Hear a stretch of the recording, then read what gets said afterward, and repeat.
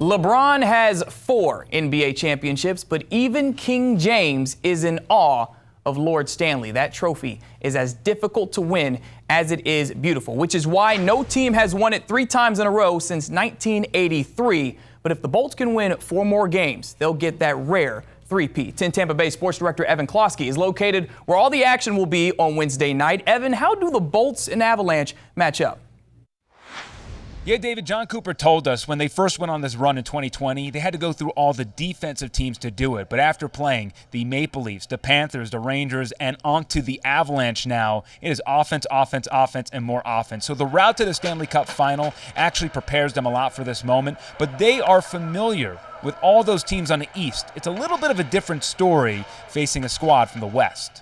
I think if I sit here and say, well, Colorado's an elite opponent, the best one we're going to see, that's kind of a disrespect to the teams we've seen in the past, because they've all been really good. This team just poses a unique challenge in what maybe others haven't. The Tampa Bay Lightning know what it will take to beat the Avs, and they're getting help either tomorrow or Saturday with Brayden Point, who stepped onto the ice today. He looked good. Seems like Cooper wants to see how he feels in the morning after logging a full practice with the squad. There were no guarantees Point was ever going to play again in this postseason, but 5 weeks after his injury, he is thankful to step onto the ice potentially on the biggest stage. I haven't really thought about it. I've just been going on feeling how it feels, and it's nice to be able to get back into full practices now and just go from there.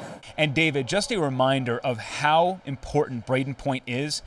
During this three-peat run, he has 30 goals in 53 games. And John Cooper told us before that series with the Panthers, he probably accounts for a goal per game for this team. So with the Avalanche being very offensively minded and the Bolts being very defensively minded with a great goaltender, Point could absolutely be the difference maker.